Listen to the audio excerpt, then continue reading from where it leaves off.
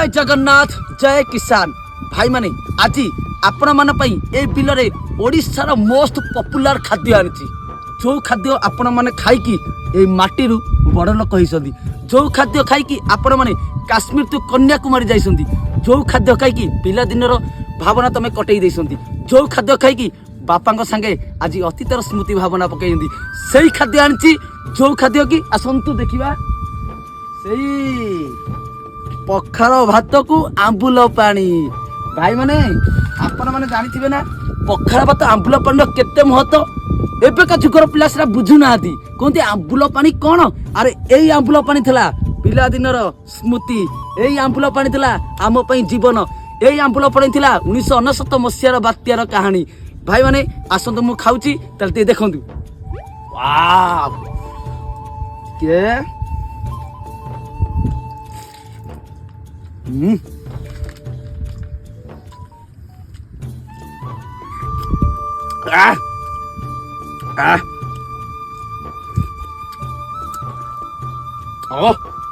कि राग